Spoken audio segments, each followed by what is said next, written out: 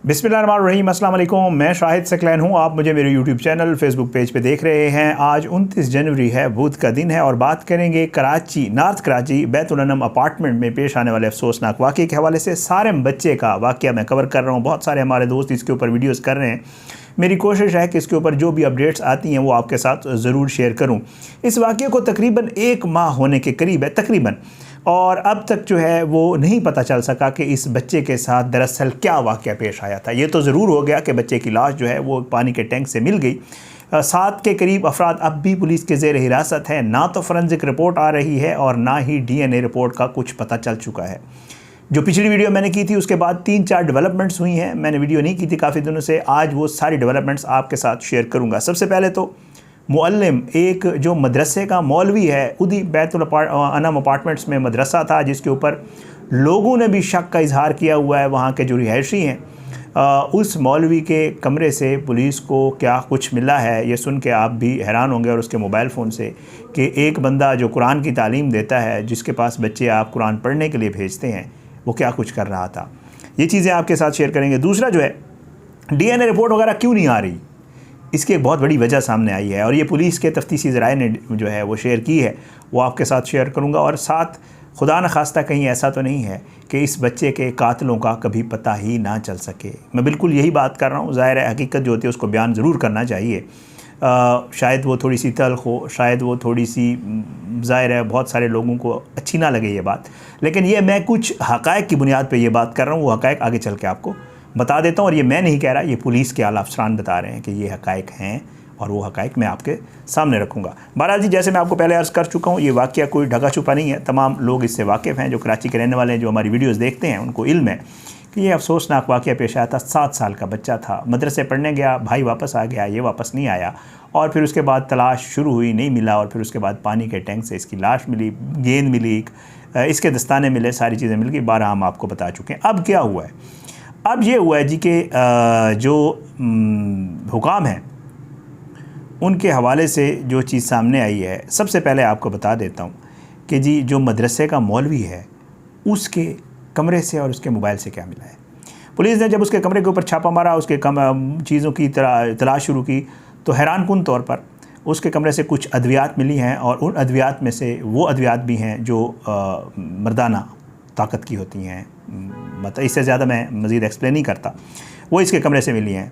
अच्छा, ये चीज़ें तो ठीक है, हो सकता है उसको कोई प्रॉब्लम हो, ज़रूरी नहीं है वो, लेकिन यहाँ पे भी अगर बेनिफिट ऑफ डाउट दे दें, फ़र्ज़ करें उसके मोबाइल फ़ोन का जब फोरेंसिक किया गया है, तो जी पुलिस ज़रा ये बताते हैं कि उसके मोबाइल फ़ोन से ऐसी नाजेबा वीडियोज़ मिली हैं जो उसने ख़ुद अपने मोबाइल फ़ोन से बनाई हुई हैं, कुछ लोगों के साथ, कुछ बच्चों के साथ नाजेबा वीडियोज़ हैं। ठीक है, तो ये मामला है जी। ये मदरसे का मौलवी था, इसके पीछे लोग यकीनन नमाज भी पढ़ते होंगे, और इसके से बच्चे अपने कुरान भी उससे पढ़वा रहे थे।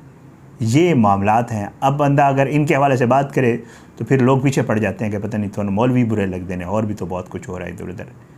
तो ये हैं जी, अपने बच्चों को खुदारा जब भी कुछ करें, मैं बहुत वीडियोज़ में कहता रहता हूँ, मेरा मकसद ही ये इन वीडियोज़ करने का कि आपने ख़ुद ख्याल रखना है, आस पास दरिंदे हैं। अच्छा जी, एक तो ये चीज़ हो गई। अब दूसरा मैं आपको जी एक और, जो मैंने आपको कहा था कि रिज़ल्ट जो है वो ताख़ीर का शिकार क्यों है, फोरेंसिक लैब की जानिब से मज़ीद वक्त क्यों मांगा जा रहा है, ये DNA और फोरेंसिक रिज़ल्ट के हवाले से पुलिस ये कहती है कि कराची यूनिवर्सिटी लैब की जानिब से बताया गया कि सारिम के जिस्म से कई सैंपल्स उठाए गए थे, मगर बदकिस्मती की वजह से ताहाल कामयाबी नहीं मिल सकी है। वजूहात क्या हैं? हुकाम ये कहते हैं कामयाबी ना मिलने की वजह जो है वो सारिम की बॉडी कई रोज़ तक पानी में रहना है, जिससे किसी भी शख्स का DNA अगर वो मौजूद था भी सही तो वो ख़राब हो चुका, क्योंकि वो ज़्यादा देर पानी में रही है, और मुलज़िम को सिर्फ DNA की मदद से ही पकड़ा जा सकता है। इसके अलावा कोई हल नहीं है। मुलज़िम की कोई और वीडियो नहीं बनी, कुछ भी नहीं है, तो DNA जो है वो पानी में रहने की वजह से ख़राब हुआ है। फोरेंसिक लैब की जाने से सारिम के जिस्म पर मौजूद कपड़ों के छोटे छोटे टुकड़े करके इनफरादी तौर पर भी जाँच का अमल जारी है। कोशिश की जा रही है फोरेंसिक लैब वालों की तरफ से कि किसी तरीके से इसके किसी एक सिरे पर पहुँचा जा सके, लेकिन कोशिश यही है कि कपड़ों से कोई एक DNA मिल जाए।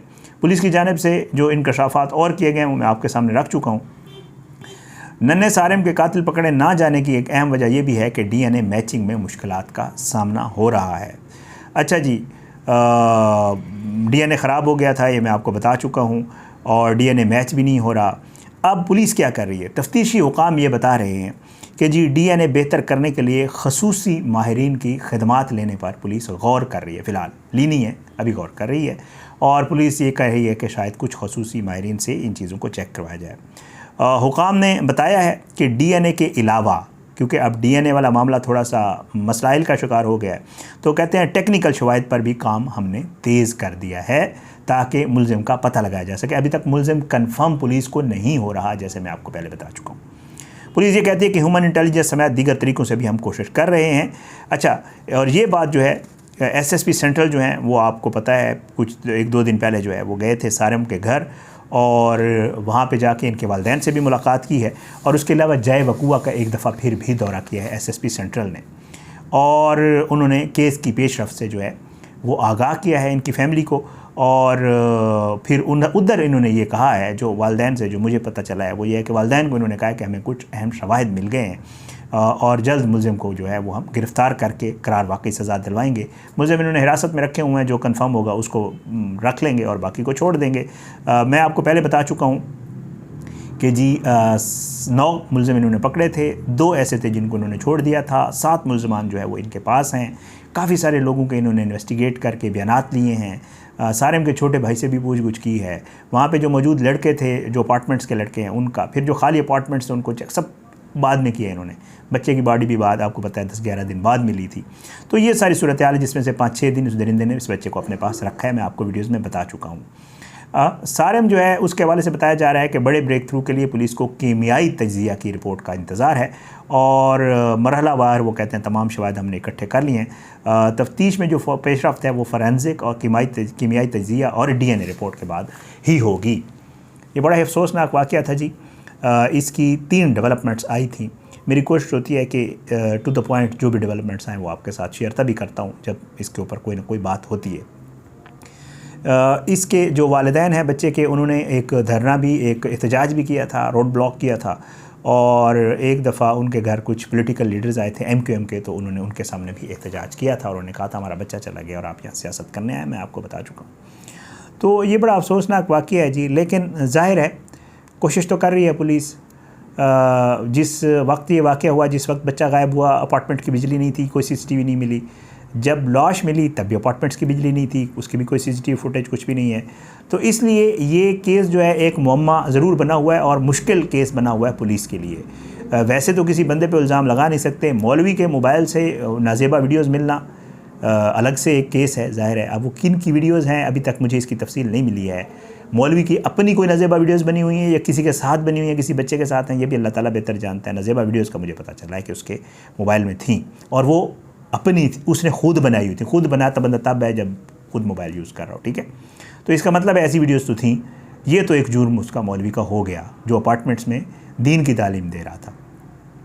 और फिर उसके बाद जो है सारेम के साथ उसने अगर कुछ किया है, नहीं किया है, जो अपार्टमेंट्स वाले मैं आपको पहले कह चुका हूँ, आप इंटरेस्ट सुने, वो कहते हैं मौलवी के लक्षण दुरुस्त नहीं थे। मौलवी जो है वो मुख्तलिफ 2-3 दफ़ा उन्होंने कमेटी वालों को, अपार्टमेंट्स वालों ने कहा था कि इस मौलवी के हवाले से हमें शिकायत हैं, आप इसको चेंज करें। लेकिन ज़ाहिर है कमेटी वालों के अपने मामलात होते हैं, वो उस तरह उसके ऊपर उन्होंने कान नहीं धरे और एक बहुत ही अफसोसनाक वाक़या पेश आ गया। अब इसमें मौलवी ज़िम्मेदार है, इसका कोई और ज़िम्मेदार है, इसका मुजरिम कौन है, ये अल्लाह ताला ही बेहतर जानता है। लेकिन उम्मीद ये है, हमसे हमारी दुआ भी है, हम खुद वालिदैन हैं, उसके बच्चे के वालिदैन का दुख हम समझ सकते हैं। ज़ाहिर है हमारी तो कोशिश है, बात भी इसलिए करते रहते हैं कि अल्लाह करे उनको इंसाफ मिल जाए, अल्लाह करे उनके बच्चे का जो भी दरिंदा है जिसने ये घिनौना फेल किया है वो पकड़ा जाए और उसको करार वाकई सज़ा मिल जाए। ऐसे लोगों को नहीं छोड़ना चाहिए। ये लोग जो जिन्होंने रूप धारे होते हैं, कोई भी रूप हो सकता है, मैं अगर स्पेशली मौलवी पे बात ना करूं, अगर उसका कोई रिश्तेदार है वो भी तो एक रूप ही है, अगर उसका कोई महल्लेदार है, अगर उसका कोई पड़ोसी है वो भी एक रूप ही है। ज़ाहिर आप पड़ोसियों पे एतमाद कर लेते हैं बाज़ दफ़ा। तो ऐसी चीज़ों से जो है ऐसे लोगों को सज़ा देनी चाहिए ताकि जो हमारे माशरे की बॉन्डिंग है ना, इसको भी ये लोग ख़राब कर रहे हैं। पहले लोग ये होता था एक दूसरे पे एतबार कर लेते थे, एतमाद कर लेते थे, पड़ोसी पे कर लेते थे, हिया होता था, शर्म होता था, पड़ोसी कहता था मेरे पड़ोसी का बच्चा है, बच्ची है, पहले ये थोड़ी सी होती थी। आजकल तो इतनी कोई मादियत प्रस्ती हो गई, अल्लाह रहम करो, इतनी बेहियाई बेशर्मी हो गई है हमारे माशरे में कि हम लोगों को ज़रा सा भी लिहाज नहीं रहा कि ये मेरी कज़न है, मेरा रिश्तेदार है, बच्ची है, बच्चा है, महल्लेदार है, किसी की इज़्ज़त है, मेरी भी तो है। यानी हम में वो चीज़ें ख़त्म होती जा रही हैं। तो और इसमें हम बहुत सारे फैक्टर्स हैं, उसके ऊपर तो कई घंटे बात हो सकती है। ये सारिम की केस की जी डेवलपमेंट्स थी। अल्लाह जो है सबको अपने ज़ुबान में रखे, अल्लाह हमारे बच्चों समेत हम सब के बच्चों को अपनी ज़ुबान में रखे। कोई चीज़ हुआ करे मेरे साथ ज़रूर शेयर किया करें, मैं बहुत शुक्रगुज़ार हूँ। आप लोग फीडबैक देते हैं और मेरी चीज़ों के ऊपर आप लोग कमेंट्स करते हैं, लिखते हैं, मुझे बड़ा अच्छा लगता है। ऐसी चीज़ों के ऊपर बात ज़रूर होनी चाहिए और ऐसी चीज़ों के जो अवामिल हैं उनके ऊपर भी बात होनी चाहिए। अगली वीडियो में इंशाल्लाह ज़रूर मुलाकात होगी। मुझे इजाज़त दें, अपनी दुआ में याद रखा करें सबको। अल्लाह पाकिस्तान का हमें नासिर हो, इसके खिलाफ साजिशें करने वालों को नस्तानाबूद करे। अल्लाह ज़ालिमों को इबरत का निशान बनाए, मज़लूमों को इंसाफ मिले। अगली वीडियो तक के लिए मुझे इजाज़त दें, अपनी दुआ में याद रखिएगा। पाकिस्तान जिंदाबाद। अल्लाह हाफ़िज़।